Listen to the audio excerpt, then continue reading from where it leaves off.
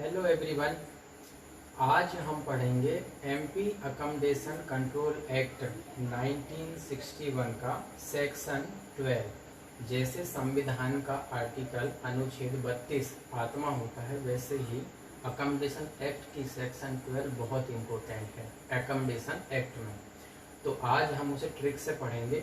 Revise करने के लिए आपको ट्रिक्स बहुत मदद करेगी, लेकिन सबसे पहले हम सेक्शन समझ लेते हैं, फिर ट्रिक्स को बनाएंगे और याद करेंगे, क्योंकि ये थोड़ी बड़ी सेक्शन है। तो आप गहरी थोड़ी सी सांस ले लीजिएगा और अच्छे से हम उसे समझेंगे।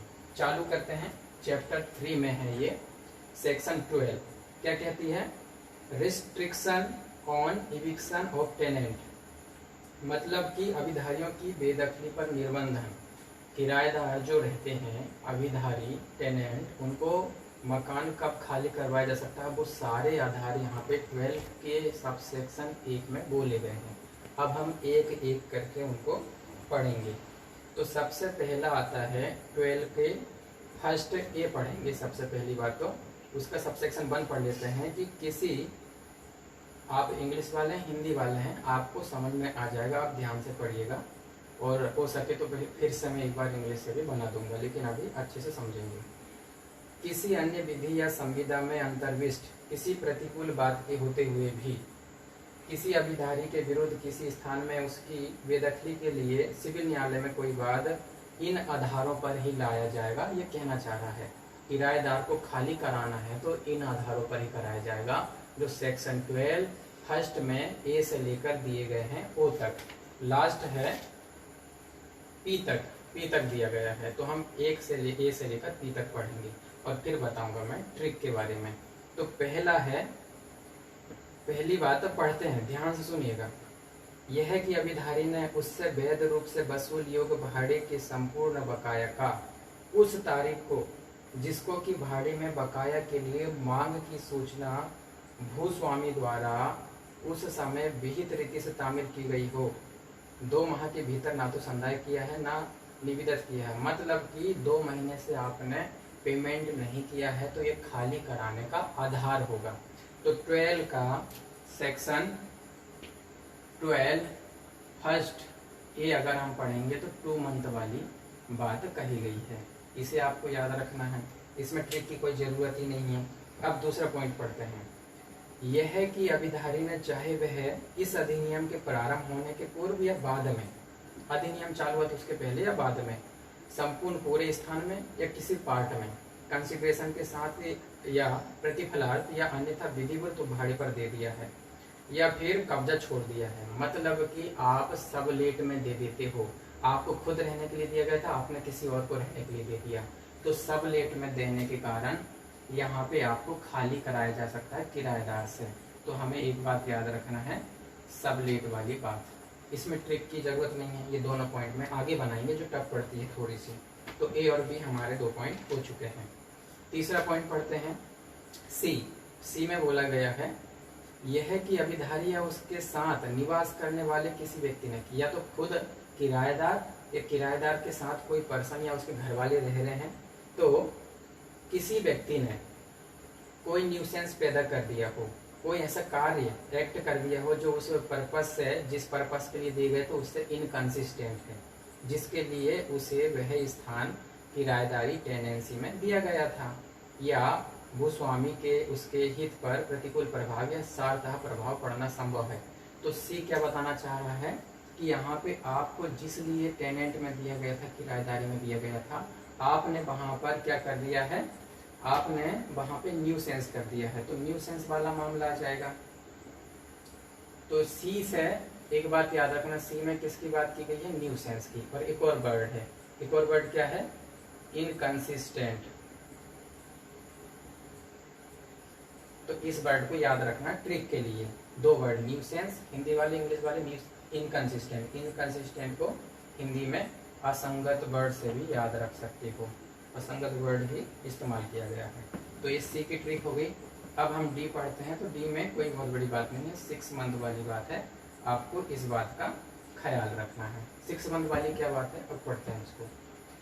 इसमें बोला गया है यह है कि युक्तियुक्त हेतु के बिना वह प्लेस जिसको कब्जे की पुनः प्राप्ति के लिए बाद के फाइल किए जाने की तारीख से, बड़ी टफ लैंग्वेज यूज किया है, उसके कब्जे की पुनः प्राप्ति के लिए बाद के फाइल किए जाने की तारीख के अव्यवहित पूर्ववर्ती 6 माह की लगातार कालावधि तक उस प्रयोजन के लिए जिसके लिए भाड़े पर दिया गया था उपयोग नहीं किया गया। आपने 6 मंथ तक इसका उपयोग नहीं किया है, तो वहाँ पे भी खाली कराने का दार है। ABCD हम 4 पढ़ सके हैं, 2 मंथ तक यूज नहीं किया तो खाली करा दिया जाएगा। सब लेट में दे देते हैं या विधिवत यूज कर रहे हैं तो वहाँ पे आपसे खाली करा जा सकता है। बी में सी से हमने ट्रिक बनाया था, सी से यहाँ तो सी आ रहा है, यहाँ पे भी क्या आ रहा है, न्यूसेंस। एक और सी वर्ड से क्या आया, इनकंसिस्टेंट। इस सी में भी सी आ रहा है और ये दोनों ट्रिक में भी न्यूसेंस और इनकंसिस्टेंट आ रहा है, तो वर्ड पे याद रखेंगे। हिंदी वाले असंगत भी याद रखते हैं। डी में क्या याद करेंगे, डी में 6 मंथ वाली बात है, ये तो अलग बात हो गई, याद रहना चाहिए, ठीक है, पढ़ते रहना। सौरभ पूछूंगा अभी लास्ट में। डी हो गया है, डी में 6 मंथ वाली बात है। अब हमें याद रखना बंडल, ई वाले पॉइंट में क्या बोला गया है और एफ वाले पॉइंट में क्या बोला गया है, इन दोनों में हमें ध्यान से याद रखना है, एक साथ याद रखेंगे। रेसिडेंशियली पर्पस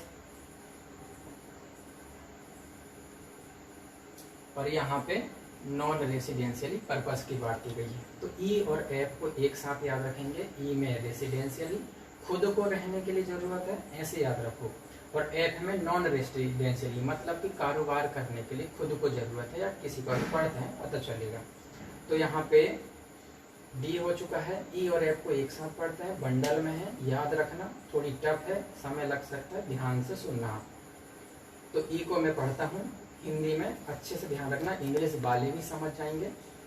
यह है कि निवास के प्रयोजन के लिए मतलब रेसिडेंशियल पर्पस के लिए भाड़े पर दिए गए मतलब किराए पर दिए गए स्थान की लैंडलॉर्ड को अपने खुद के लिए या घर के किसी मेंबर के लिए, या यदि वह उसका स्वामी है तो खुद के लिए, अथवा किसी ऐसे व्यक्ति के जिसके लिए फायदे के लिए वह स्थान धारित है, निवास स्थान के रूप में अधिभोग के लिए वास्तविक आवश्यकता है। मतलब कि लैंडलॉर्ड को खुद के लिए जब आवश्यकता है, रिलेटिव्स के लिए आवश्यकता है, तब वहाँ पे वो खाली करवा सकता है। तो रेसिडेंशियल पर्पस के लिए उसे खुद को जरूरत है तो किराएदार से खाली कराया जा सकता है। आ गया समझ में। ई हो गया, ई में रेसिडेंशियली, एफ में नॉन रेसिडेंशियली। नॉन रेसिडेंशियली मतलब कारोबार करना, कुछ करना है तो उसे कारोबार के लिए दिया था, लेकिन अब खुद को जरूरत पड़ गई है नॉन रेसिडेंशियल पर्पस के लिए। क्यों जरूरत पड़ गई है, वो उसे खुद कारोबार करना है, उसके पुत्र हैं तो कई पुत्रों में से एक को काम करना है, या पुत्रियां हैं तो अविवाहित पुत्री है, उनमें से किसी के लिए चाहिए, लिखा है, पढ़ते हैं उसको। निवास के प्रयोजनों के लिए भाड़े पर दिए गए स्थान की भूमि स्वामी को अपने स्वयं के लिए, पहला पॉइंट। दूसरा, अपने कुटुंब के किसी सदस्य के लिए यदि वह उसका स्वामी है, अथवा 2.1 गया। अब नेक्स्ट, किसी ऐसे व्यक्ति के जिसके फायदे के लिए वह स्थान रखा है उसने, निवास स्थान के रूप में अधिभोग के लिए वास्तविक, सॉरी ये वाला ई हो गया था, फिर से एक पढ़ता हूँ। यह है कि अनिवासी प्रयोजनों के लिए भाड़े पर दिए गए स्थान की भूमि स्वामी को अपने या अपने पुत्रों में से किसी एक को, या अपनी अविवाहित पुत्रियों में से किसी को जरूरत है, अगर वो खुद का उसका स्वामी है, या किसी ऐसे व्यक्ति जिसके फायदे के लिए वह स्थान धारित है, कोई कारोबार चलाने या प्रारंभ करने के प्रयोजन के लिए वास्तविक हो सकता है। एग्जाम्पल के लिए उसने प्रॉपर्टी रखा है, स्वामी कोई और है, उस स्वामी को आवश्यकता है तो वो भी खाली करवा सकता है यहाँ पे। तो ई और एफ हमें याद रखना है। ई में है रेसिडेंशियली वाली बात और एफ में है नॉन रेसिडेंशियली वाली बात। तो ट्रिक से हमें याद रखना, फिर आप अंदर का भी इंग्लिश से पढ़ो, याद हो जाएगा। ये ट्रिक हो गई है। अब पढ़ते हैं ई एफ के बाद जी। जी वर्ड से ही याद रखना, आप ट्रिक पहले ही बता देता हूं मैं। जी वर्ड में याद रखना कि कुछ गड़बड़ हो गई है घर में तो मरम्मत कराना है, घर में गड़बड़ी हो गई है मरम्मत कराना है, ये ट्रिक है। कैसे इस्तेमाल होगा इसका, पढ़ते हैं जी को। जी में लिखा है, यह है कि स्थान मानव निवास के लिए असुरक्षित या अनुपयुक्त है, मतलब रहने के लिए उत्तम नहीं है जगह, और ऐसी मरम्मत कराने के लिए उस स्थान को खाली किए बिना नहीं कराई जा सकती है। तो लैंडलॉर्ड क्या करेगा, उसे वास्तविक आवश्यकता है तो वो खाली करवा लेगा। मतलब कि लैंडलॉर्ड की जो प्रॉपर्टी है जहाँ किराएदार रह रहा है वो रहने के योग्य नहीं है, तो वो बोलेगा भाई आप खाली कर दीजिए ताकि मैं उसे ठीक करा सकूं। तो वहाँ आवश्यकता है घर की, तो वो खाली करा सकता है। तो यहाँ पे ट्रिक क्या है हमारी, जी से याद रखना है कि जी में क्या है, तो गड़बड़ हो गया है जहाँ आप रहते हो, उसे गड़बड़ हो गया तो मरम्मत कराना है। तो गड़बड़, जी से गड़बड़ बड़ याद रखना। ये ट्रिक्स आपको वैसे ही बेतुकी लगे लेकिन याद करने में सेक्शन को बहुत मदद करेगी। ये हो गया है जी। अभी पूछूंगा, याद करते जाना, ठीक है सौरभ।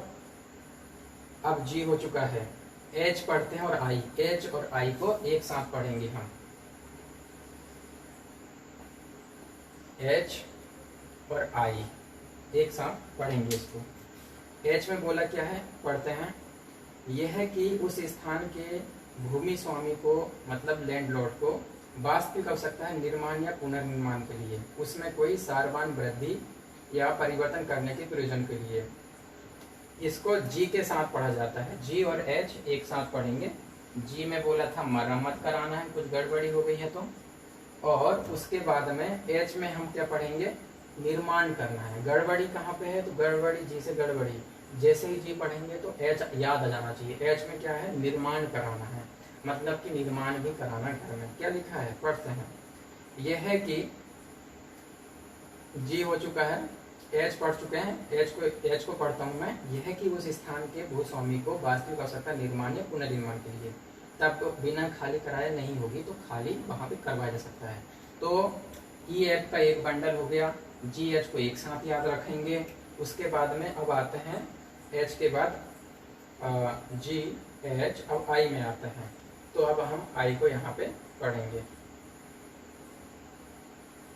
आई में क्या है, आई में एक बहुत ही अच्छी ट्रिक है, पहले मैं पढ़ देता हूँ फिर ट्रिक बताता हूँ।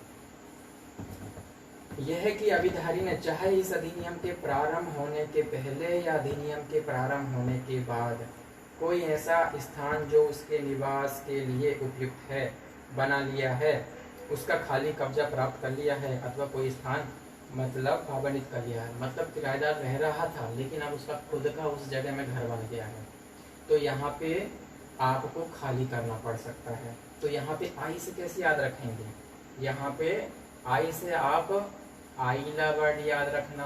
आइला से क्या होगा, आइला तुझा यहाँ पे घर आहे फिर भी हमारे यहाँ रहता है, मतलब कि तेरा खुद का घर है यहाँ पे और फिर भी हमारे यहाँ रह रहा है, तो मतलब वहाँ पे खाली कराया जा सकता है, उसका खुद का घर है।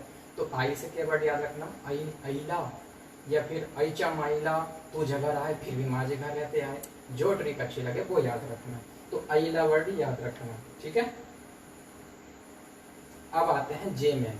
जे में क्या है ट्रिक, तो जे की ट्रिक बताता हूँ, पहले इसे पढ़ दूं फिर बताऊंगा। यह कि वह स्थान उस अभिधारी को निवास के रूप में उपयोग के लिए भाड़े पर इस कारण दिया गया था, ध्यान से सुनना, सोना नहीं है, कि वह उस भूस्वामी को सेवा या नियोजन में था। मतलब कि टेनेंट में क्यों दिया गया था, क्योंकि वो कोई सर्विस कर रहा था या वो कोई एम्प्लॉयमेंट में था, सेवा या नियोजन में था, इसलिए दिया गया था। अब वो सर्विस छोड़ चुका है, जिस जॉब में था वो छोड़ चुका, तो अब खाली भी कराने का आधार है, तो इस आधार पे भी खाली करा सकते हैं। अब ट्रिक क्या है यहाँ पे, तो हम ट्रिक को याद करने के लिए जे से याद रखेंगे नियोजन।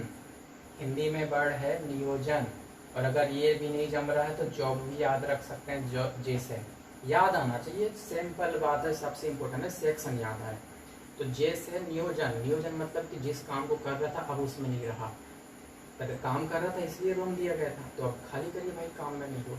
जे से याद रख लो कि जॉब में था अब जॉब में नहीं रहा तो खाली कर देगा। तो ऐसे ट्रिक से आप याद रख सकते हैं कि जे से जॉब या जे से नियोजन के बारे में। तो यहाँ जे तक हमारा हो चुका है। अब जे के बाद में आ जाते हैं के में। तो के वर्ड के ट्रिक बनाएंगे हम, पहले पढ़ते हैं। के में बोला गया है, यह है कि उस अभिधारी ने चाहे इस अधिनियम के प्रारंभ होने के पहले या पश्चात, ये लाइन तो हर जगह लिखी हुई है, इस स्थान को सारवान नुकसान पहुंचाया पहुंचा दिया है। तो के में 12 फर्स्ट के में क्या है, यहाँ तो के आया है, वर्ड भी याद रखना है ट्रिक का, नुकसान, इंग्लिश हिंदी जिसमें लिखना लिखो, नुकसान वर्ड याद रहे। के से क्या है, तो नुकसान, मतलब जहां रह रहे वहां नुकसान कर दिया आपने, तो आपसे खाली करवाया जा सकता है, ये ट्रिक हो गई है।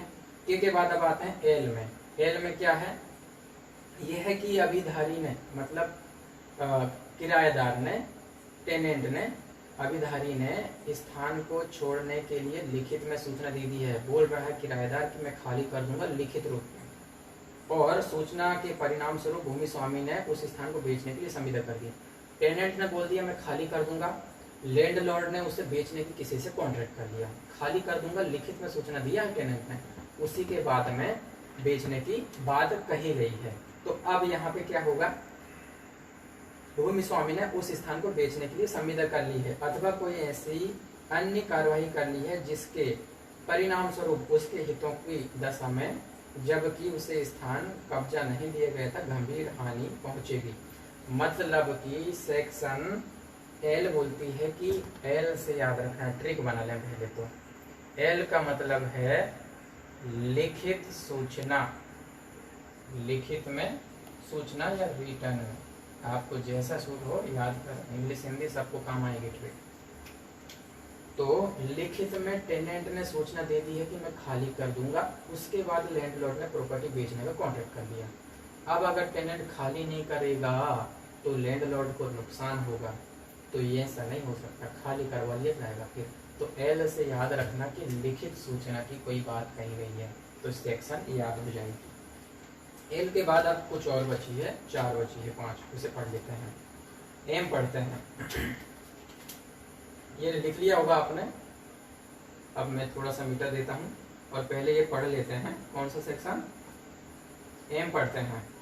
यह है कि अभिधारी ने भूमि स्वामी की लिखित अनुज्ञा के बिना कोई ऐसा सन्निर्माण किया है या किया जाने दिया है जिसके कारण उस स्थान के तात्विक परिवर्तन हो गया है जो भूमि स्वामी के हित के लिए अपायकर है। तो मतलब हमें क्या वर्ड याद रखना है? हमें ये वर्ड याद रखना है यहाँ पे, सन्निर्माण। एम से याद रखेंगे। एम में क्या है? एम में ट्रिक यूज करेंगे, सन्निर्माण। सन्निर्माण का मतलब कि आपको दिया गया था, आपने कुछ और भी बना लिया, आपने कुछ और भी घर में बिल्डिंग क्रिएट कर दी जिससे नुकसान हो रहा है। किसको? लैंडलॉर्ड को। तब वो आपको खाली करवाने का आधार रखता है। 12 में सारे यही आधार बताए कि कौन कौन से आधार खाली कराने के। एम से सन्निर्माण, एम में भी एम आया, यहाँ पे भी सन्निर्माण में एम आया, ट्रिक हो गई। अब आगे पढ़ते हैं। एन, एन में बोला गया है यह कि किसी ऐसे स्थान की दशा में जो कि खुली भूमि है, भूमि स्वामी को उस पर मकान बनाने की दृष्टि से आवश्यकता है। तो हम एन को कैसे याद रखेंगे? एन से आप स्थान रखिए याद, स्थान वर्ड को याद रखेंगे। एन का मतलब स्थान। तो एन में क्या बोला गया है? यह कि स्थान की दशा में जो खुली भूमि है, ऐसा स्थान जो खुली भूमि है, वहां पे लैंडलॉर्ड मकान बना जा रहा है। लैंडलॉर्ड खुले स्थान में कुछ बनाना चाह रहा है। अगर खुले स्थान में कुछ बनाएगा तो शायद हो सकता है किराएदार से कुछ जगह खाली करवाना पड़े, तो वो बनाने के लिए खाली करवाने के आधार के बारे में बताया गया है। आप इसको अच्छे से याद रख लीजिएगा। इतना ट्रिक हो चुका है। अब आपको ट्रिक पूछूंगा भी, इसलिए इसे मिटाता नहीं हूँ, यहीं पे लिख देता हूँ। आगे ओ आता है। ओ में, ओ से ट्रिक याद रखना है। ओ में जो ट्रिक है और हिंदी में भी और इंग्लिश में भी। और का मतलब क्या होता है? आपको दिया तो इतना गया था एक रूम, आपने और भी जगह में कब्जा कर लिया, तो ओ से याद रखना कि और भी जगह में कुछ हो गया है। हिंदी में पढ़ता हूँ, बेरेक्ट की लैंग्वेज, आप समझ जाइएगा। यह कि किराएदार ने, मतलब कि अभिधारी ने, भूस्वामी लैंडलॉर्ड की लिखित अनुज्ञा के बिना, मतलब पहली बात तो लैंडलॉर्ड से पूछा नहीं, और उस स्थान के ऐसे भाग या भागों पर भी कब्जा कर लिया जो उसको भाड़े पर दिए गए स्थान में सम्मिलित नहीं है। मतलब कि आपको जो दिया गया था वो तो ठीक है, आपने और भी जगह पोजीशन ले लिया और बिना आज्ञा के लिया है। रिटर्न में कोई लैंडलॉर्ड ने कुछ नहीं बोला, तो यहाँ पे भी आपको खाली करवाया जा सकता है। बच्चों के कैसे वो तो बताऊंगा, अभी पहले ये आधार, खाली कराने वाले आधार ध्यान में रख लेना। इतना हो चुका है। अब उसके आगे बढ़ते हैं। लास्ट जो बचा है पी। पी से याद रखना है ट्रिक, डायरेक्ट बता देता हूँ। पी से प्रयोजन, प्रयोजन वर्ड याद रखना। प्रयोजन मतलब आपको जिस पर्पस से दिया गया था, आप अनलॉफुल और इमोरल पर्पस से उसे यूज कर रहे हो। इतना नहीं, ये लिखा है अनैतिक या अवैध प्रयोजनों के लिए उपयोग करने या अनुज्ञा देने का सिद्ध दोष ठहराया गया। आपको दोषी ठहराया जा चुका है अनलॉफुल कुछ करने के लिए या अनैतिक, आपने अवैध अनैतिक कुछ किया है। तो पर्पस कैसा है आपका? पर्पस आपका अनलॉफुल है, पर्पस आपका इमोरल है। तो पूरा हम पढ़ चुके हैं। एक बार थोड़ा सा हम नजर डालेंगे। पहले में 2 मंथ वाली बात की गई थी ए में, बी में बोला गया था कि सबलेट में दे दिया गया है, सी से न्यूसेंस और इनकंसिस्टेंट की बात की गई थी, और डी में 6 महीने वाली बात थी। ई और एफ को एक साथ रखा था हमने, रेसिडेंशियली पर्पस की बात है, और एफ में नॉन रेसिडेंशियली पर्पस की बात है। जी और एच में क्या बोला था? जी से गड़बड़ बड़ याद रखा था, गड़बड़ मतलब घर में कुछ गड़बड़ी हो गई, मरम्मत कराना है। एच में क्या था? निर्माण की बात है, तो मरम्मत की बात है जी में, और एच में है निर्माण की बात। आई में क्या था? आइला, तुझा खुद का घर आहे फिर भी माझे घर रहते आहे, तो आई से आइला। जैसे क्या होगा? जिस नियोजन से दिया गया था उसमें इस्तेमाल नहीं कर रहे हो आप। और के से क्या था? नुकसान, आपने नुकसान पहुंचाया है लैंडलॉर्ड की प्रॉपर्टी को, ठीक है। एल से क्या होगा? लिखित में सूचना के बारे में है कि लिखित में आपने खुद बोल दिया खाली करेंगे, फिर खाली नहीं कर रहे, तब भी खाली करवाने का आधार है। एम में क्या था? आपने और कुछ बना लिया, संनिर्माण कर लिया, तो एम में ट्रिक हो गई संनिर्माण। एन से क्या था? स्थान, ऐसा स्थान बाहर कहीं कुछ बनाना है लैंडलॉर्ड को, तो आपसे खाली करवाएगा ताकि कुछ सामान बाहर रखे, फिर कार्यवाही बाहर की चालू करे। ओ है, ओ में और भी जगह, मतलब आपको एक रूम दिया था, आपने 2-4 रूमों में कब्जा कर लिया, और जगह में ले लिया, तो आपको खाली करवाया जा सकता है। तो ये सारे आधार जो हमने अभी पढ़ा है वो खाली कराने वाले आधार पढ़े हैं। अब आगे पढ़ते हैं। आगे सबसेक्शन 1 ही कंप्लीट हुई है अपनी अभी, अब सबसेक्शन 2 में आता है। अब सिंपल है, ध्यान रखिएगा बस। सबसेक्शन 2 में ये बोला गया है कि आप यहाँ पे जो है, यहाँ पे केवल किराएदार आ रहा है, उप किराएदार उप अभिधारी नहीं आ रहा है सेक्शन 12 में, जब तक उसे पार्टी ना बनाया गया हो, इस बारे में बात करती है। अब आते हैं 12 के सबसेक्शन 3 में। 12 के सबसेक्शन 3 में बोला गया है कि किसी अभिधारी की बेदखली के लिए कोई आदेश, सबसेक्शन 1 का ए जो पढ़ा था हमने, ए में नहीं निकाला जाएगा यदि अभिधारी ने अपेक्षित समय में पेमेंट कर दिया, मतलब 2 महीने से किराया नहीं दिया था ए में, अगर किराया दे देता तो उसे खाली नहीं कराएंगे, यही बात 3 में बोली गई है। उसके बाद पढ़ते हैं चौथा पढ़ते हैं, याद रखना चौथा और 5वां ई है ना, ई वाला कहाँ गया? ई के साथ में याद रखना 4 और 5 सबसेक्शन पढ़ेंगे, और इसके साथ में एफ के साथ में क्या पढ़ेंगे? 4 और 6 पढ़ेंगे। इतना याद रखना। अभी क्यों पढ़ेंगे? अभी पढ़ के बता रहा हूँ मैं। 4 को पढ़ता हूँ। जहाँ किसी भूस्वामी ने कोई स्थान अंतरण द्वारा अर्जित किया है, वहाँ उपधारा 1 के खंड ई और एफ में, ई और एफ ये कंडीशन में रेसिडेंशियली और नॉन रेसिडेंशियली पर्पस की बात है, ठीक है। तो ई और एफ में विनिर्दिष्ट आधार पर अभिधारी ने बेदखली के लिए कोई बात उपधारा 1 के अधीन चलाने योग्य नहीं है जब तक कि अधीन की तारीख से 1 वर्ष न हो जाए। 4 में ये बोल रहा है कि रेसिडेंशियली या नॉन रेसिडेंशियली पर्पस में आप किसी को लैंडलॉर्ड को खाली करवाना चाह रहे हो, ये बात कह रहा है 4 में। आपने क्या किया? एक मकान मालिक है, उसने वहाँ किराएदार रह रहा था, तभी मकान मालिक ने प्रॉपर्टी को बेच दिया, भूमि स्वामी ने बेच दिया। अब नया मकान मालिक आया है, नया लैंडलॉर्ड आया है, वो खाली करवाना चाहता तो 1 साल तक अब खाली नहीं करा सकता, जब से वो नया बंदा आया है। ये बात 4 में बोलता है, इन दोनों कंडीशन में, ई और एफ में। याद रखेंगे इसे ट्रिक में, बहुत लंबी हो जाएगी लेकिन आपको याद ही रखना, बहुत इंपॉर्टेंट है, इसलिए समझाया जा रहा है। चौथा हो गया। अब 5वां पढ़ते हैं। 5वें में किसकी बात है? कंडीशन ई। कंडीशन ई क्या थी? रेसिडेंशियली पर्पस, इसके बारे में बात कर रहा है। क्या लिखा है ई में? ई में लिखा है, ई की बात है सबसेक्शन 5 में लिखी। क्या लिखी? यदि किसी अभिधारी ने किसी बेदखली के लिए कोई आदेश उपधारा 1 के खंड ई में विनिर्दिष्ट आधार में किया है, वहाँ भूमि स्वामी उसका कब्जा आदेश की तारीख से 2 माह की कालावधि के अवसान के पूर्व पाने का हकदार नहीं होगा। कहना चाह रहा है कि जब आपको खाली करवाना है तो आप 2 महीने बाद ही नोटिस देने के 2 महीने बाद ही खाली करवाने का आधार रखते हैं, उसके पहले खाली नहीं करा सकते हैं। क्यों? आपको रेसिडेंशियल पर्पस जरूरत है, तो आपने जब बताया तब से 2 महीने का टाइम देना पड़ेगा, ठीक है। तो यहाँ क्या रखना, आदेश की तारीख से 2 महीने के पहले खाली नहीं करवाया जाएगा रेसिडेंशियल पर्पस के लिए। अब आते हैं 6 में। 6 में क्या है, नॉन रेसिडेंशियली पर्पस, मतलब कि कारोबार करने के लिए। क्या लिखा उसमें, ये सारी कंडीशन है, ग्वालियर इतनी भी जगह हैं वो सब याद रखना। अगर के कोई दुकान है, शॉप है, कोई चलाता है, आपको खुद ज़रूरत है, आप खाली करवाना चाहते हो, किससे, किराएदार से।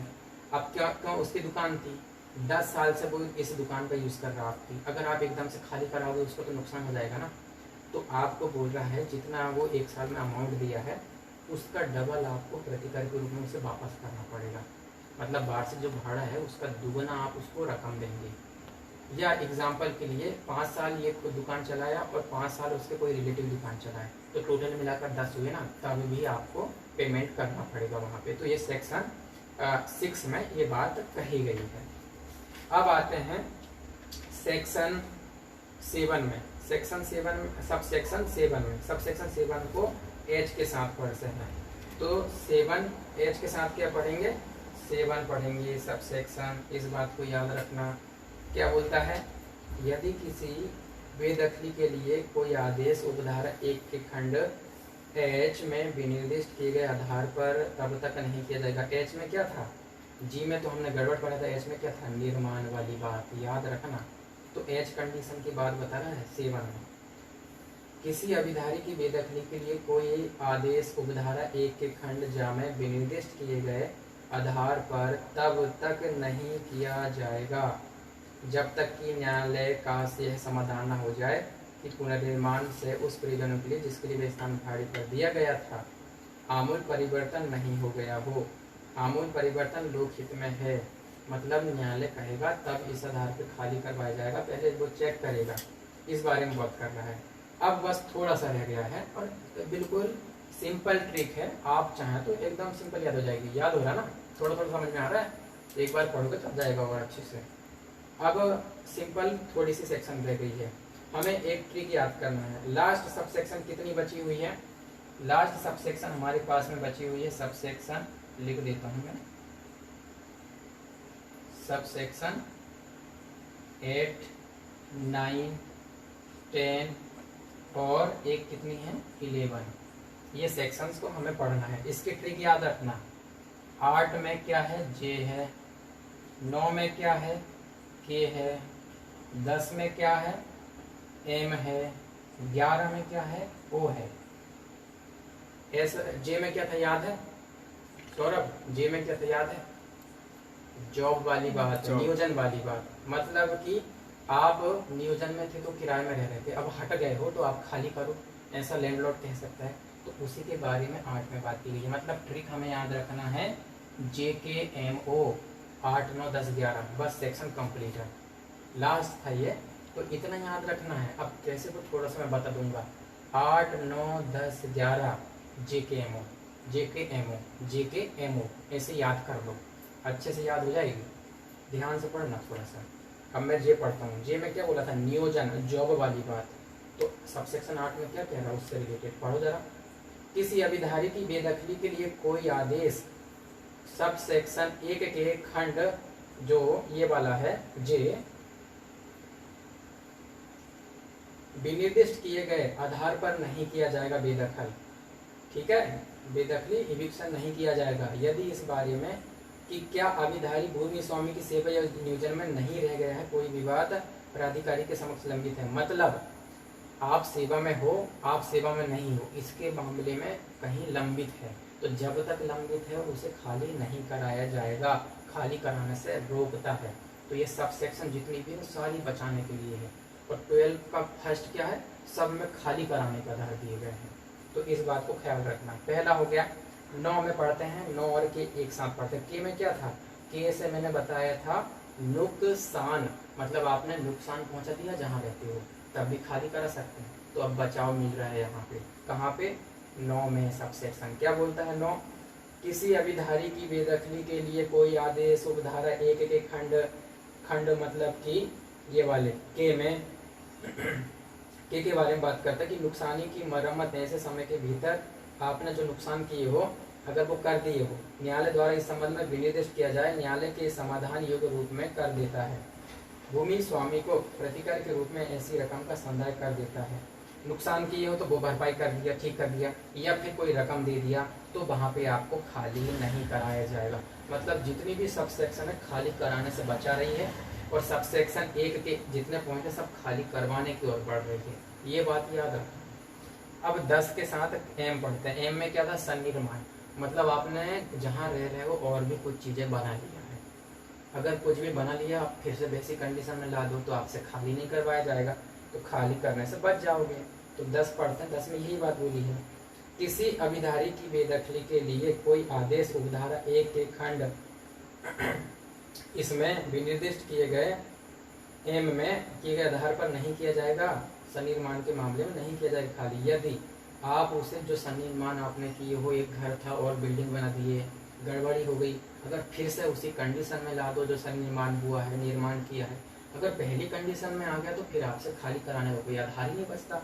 तो सन्निर्माण वाली कंडीशन में आपको खाली नहीं करवाया जाएगा, क्योंकि आपने सन्निर्माण तो किया था किराएदार ने सन्निर्माण किया था, फिर से उसी कंडीशन में ला दिया, तो अब तुमसे खाली नहीं कर पाएंगे। सबसे लास्ट होता सेक्शन 12 का 11 में बोला गया और का मतलब है कि आपने और भी कुछ यूज कर लिया है, मतलब कि और भी स्थान में ले लिया, अगर उसको छोड़ दोगे तो आपसे खाली नहीं कराया जाएगा। ये बात 11 में बोली गई है, आप उसको पढ़ लीजिएगा। ये हो गया कहाँ तक? ओ तक हो गया है। बस इतना हो गया। तो याद रखना JKMO और उसके साथ में 8, 9, 10, 11 बार बार बोल रहा हूँ, JKMO 8, 9, 10, 11।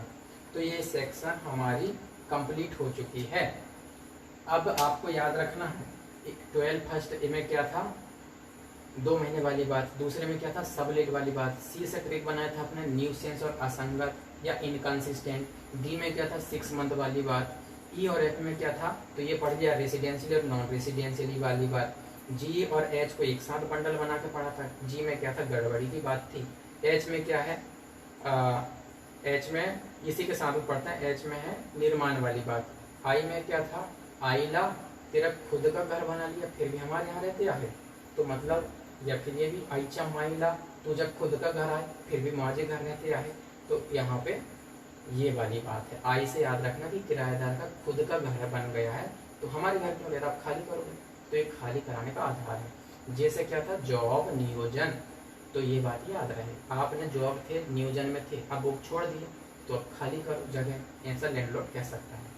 क्या कह रहा है? आपने कोई नुकसान कर दिया, तो नुकसान के से नुकसान बढ़। एन से क्या था? लिखित में आपने सूचना दिया है। लिखित में सूचना क्या दिया?